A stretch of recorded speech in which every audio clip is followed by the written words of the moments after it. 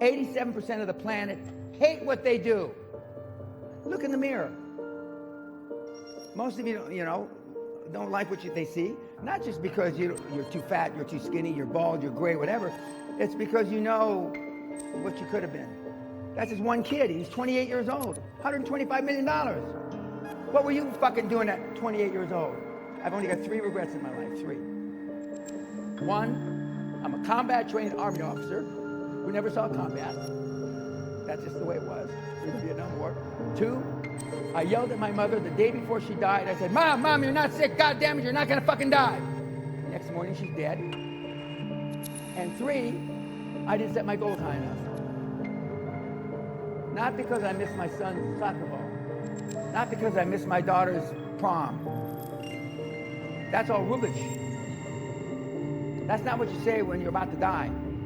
And you whisper in your wife's ear or your son's ear or whoever's going to give the eulogy, I regret the things I didn't do. I coulda, I woulda, I shoulda. I will do whatever it takes. When I say I'll do whatever it takes, I fucking mean it. I know how to get you to the top of the podium at the Olympics. Not for a bronze medal, not for a silver, but for a fucking gold. If we're not going for gold, don't waste my time.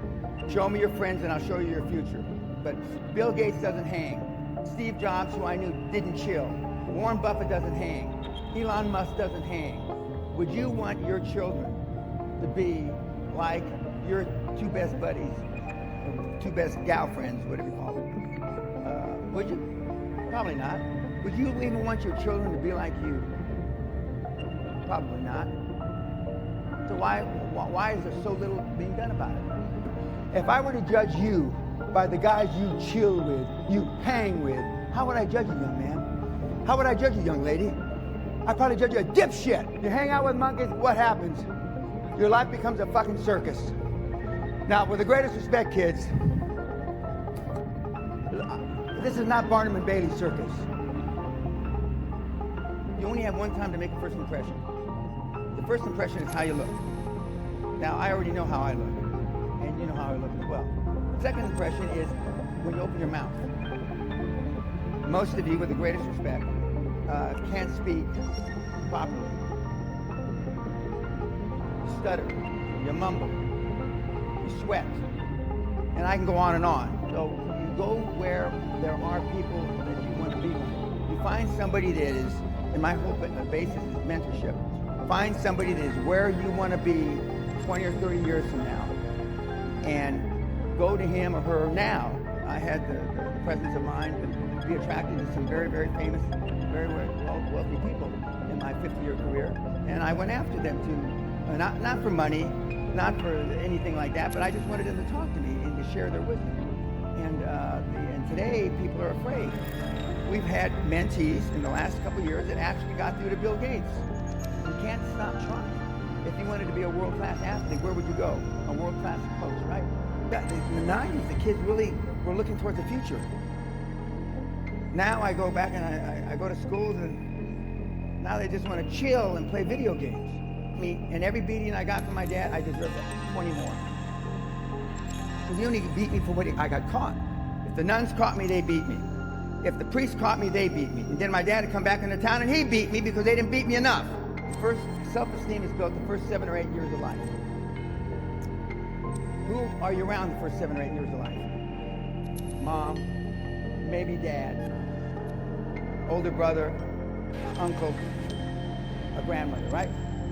What the hell do they know about building self-esteem? We knew our parents told us crap. We listened, out of politeness, myself included, out of fear in my case. But now kids, your dad, a dad will tell his son or a daughter, and they'll just say, that's rubbish. Dad's talking shit. Why is he telling us that? What are you going to tell your grandchildren and your children 20 years from now when the greatest transformation of wealth occurred? What were you doing, Grandpa? What were you doing, Dad? Would you have your thumb up your ass? What are you going to tell them? You had your thumb up your ass. It may have been covered with old Geneva or new Geneva, but you had your thumb up your ass. Okay, and if you want to build self-esteem, deal with people that have some high self-esteem. That's not likely Elon Musk is going to have coffee. Maybe. It's not likely that Warren Buffett's going to have coffee. Self-esteem is what most of your parents didn't give you. It's a form of self-confidence. It's a form of self-awareness. Well, it's the least informed thing that our parents know anything about. When I get parents and they say, I didn't know any better. You don't know what you don't know. I did what my parents did to me. Did is the operative word. I did what my parents did to me. Now, what kind of teaching structure is that? Most parents aren't capable of creating high-performance kids unless you're Andrew Agassi and Steffi Graf. I mean, those kids are going to be high performers in one way or another because they're both world champions. And so self-esteem is the bedrock of high performance. It's the bedrock of everything. And it's the least thing that is taught in schools. So what can you do to build self-confidence and self-esteem? Why do you think you're going to have it? Why? Because you deserve it? I don't think so. You deserve what you get in life by working hard. When our kids got out of, and they went to great schools, when they got out of school, I said, I am hard. Olympic athletes say, you're as hard as my Olympic coach was when I won 2 gold medals. That's the kind of person you want in your life. Not somebody that agrees with you. Not somebody that says, it's all right, you can try again. You're only 26. You've got the rest of your life. That's crap. Now look at all these people in their 30s, 40s. Somebody told them that bullshit 25 years ago. Now look at them. Just look around the goddamn table you're sitting with. And I don't even have my glasses on. I see bald heads, gray hair. Be the first in the building and the last to leave. And my daughter says, Daddy, that's the janitor. The guy that cleans the floor. I said, yes, honey. 5 months into her first job, she said, the chairman of the company, big company, said, whose light is that up there? Well, that's Kelly Pena's. What is she? She gets to work at 5 o'clock, and then he's leaving. Whose light is that at 11:15 at night? Well, that's Kelly. It's still Kelly Pena. If you're in sales, make 300 cold calls a day. 300 cold calls a day. 300 cold calls a day. Correct. Will it still work nowadays? Oh, absolutely. Yeah? We got kids doing it right now. We even got some lazy Dutch kids doing it right now. Just pick up the phone. Yeah. And I mean, for a Dutch kid, 24 years old, to make 20 cold calls a day, there's nobody teaching sales in this country that I'm aware of that tells you to make 300 cold calls a day. In fact, there's nobody on the planet that I'm aware of that tells you to make 300 cold calls a day. I had a guy just do a $50 million deal. He said, Dan, if you had just told me I was 2,000 cold calls away from my first deal, I would have sent you a check for 20 grand and said thank you, and I wouldn't come to the castle. I believe in God. Do you think he I have no helps you? proof. Neither do you. I have no proof, but I have faith. And that's one of the missing things from your, not a journey, because life's not a journey. Journey are for meatheads. Life is find somebody who you want to be like and follow what he did. Just like Socrates, Plato, and Aristotle did 2,500 years ago. So I model very successful people, and that's what the whole program is based on. But I believe, and the kids that are the most successful, whether it's the lazy Dutch kids that I poke fun at, or everybody else, they have faith. But most of you don't have, I say generally speaking, most of you don't have faith in yourself. No self-confidence. You look like shit. You dress like shit. And you blame it on the 21st century, the reason why you dress the way you do. 25 years ago, if you come to a seminar like this, you'd all be wearing suit and tie. 40 years ago, the women would be wearing hats. Dress, if you want to get money from banks, dress like the president of your country. Unless you're from Pakistan or India or something, dress like the president or the prime minister of your country. You only have one time to make a first impression, kids. You come in looking like some of you, I wouldn't give you a fucking toilet pick. Most of you, I'd be embarrassed the way you're dressed. But see, Michael didn't bring me here to make, if I leave here with anybody liking me, I failed. You understand what I'm saying? I failed. I'm not here to be your friend. You want a friend, go get a fucking dog. I'm here to drag your sorry ass across the goal line, no matter what it takes. CEO of Onassis Group, who was my mentor, told me, if you don't ask, Mr. Pena, you cannot get.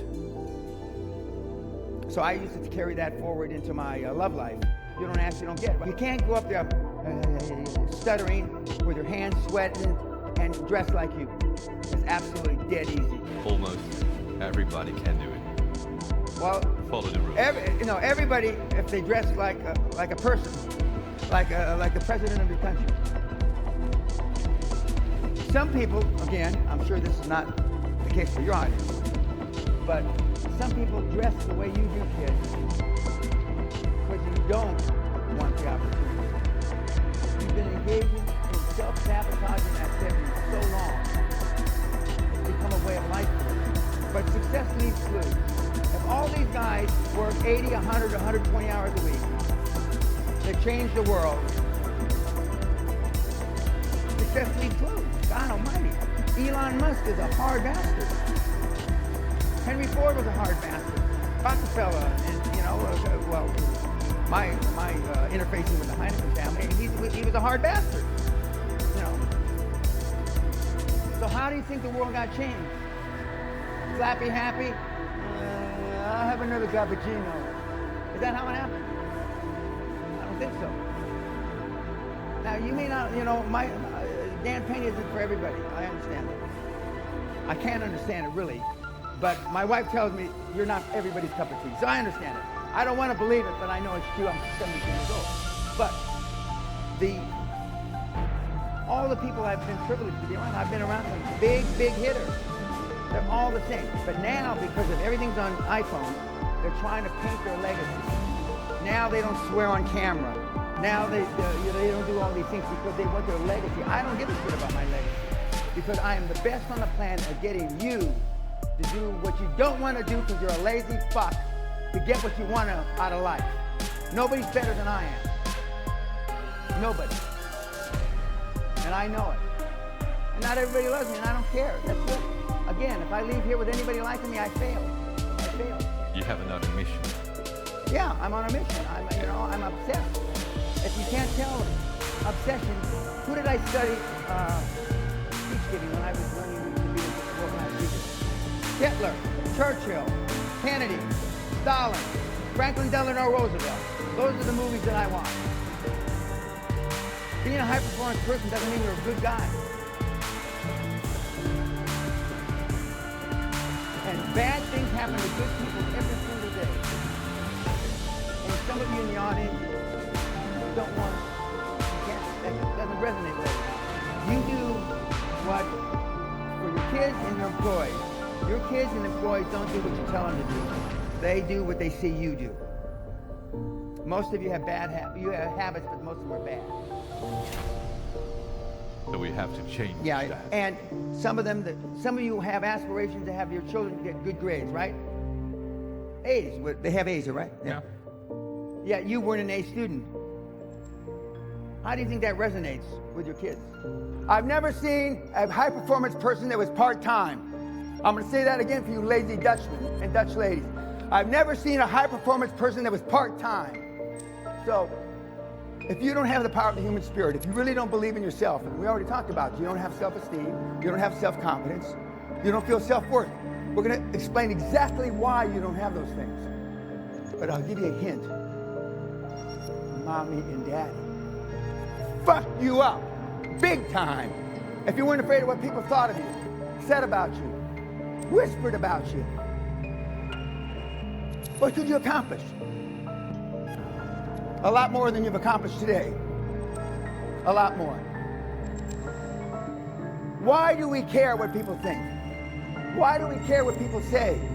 And more importantly, why do we care what people whisper? Because we have no self-worth. We have next to little self-esteem. And we have no self-confidence. And how do we get that way? Yes, mommy and daddy. When was the last time you exhibited some courage? Some of you have to go back a long, long way. Some of you never. I said yesterday, I cannot believe that there are people in this audience that have never been spanked, never had a harsh word said to them by their parents, never got in a fight on the school grounds. I can't believe that. And you wonder why you are the way you are. Now, I'm not saying that being a high-performance person is beating the shit out of everybody, but it doesn't hurt. Most guys come to me because I'm the alpha male father they never had. Most young guys come to me because they can't get their willy wet. And what the fuck's the world come to? You gotta come to a raging, crazy old fucking man, 72 years old, to get your willy wet. What's happened? Almost everything bad. That's what's happened. So far, since I initiated the snowflake test, 95.6% of everybody that's tens of thousands that have taken the test are snowflakes. Now, if somebody came and spit in your wife's face, your daughter's face, you're standing there, your mother's face, where I come from, there's only one alternative. Correct. But you know what at least 50% of the answers we get say? Well, I try to ascertain if he was having a bad day, or I try to ascertain where he's coming from in life. Maybe he came from the body or the ghetto. Are you fucking crazy? The guy just fucking spit in your mother's face, you stupid morons. There's only one fucking alternative. You beat him down through the pavement, or die trying. And now the other excuse is, well, I'm afraid of going to jail if I put a whipping on the guy. Well, you couldn't put a whipping on a fucking paper bag, first of all. And that's your excuse.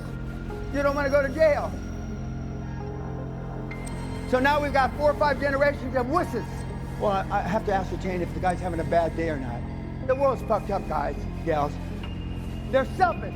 And I tell you to be more selfish. And your parents should have told you to be selfish. Because you can't be anything unless you love yourself.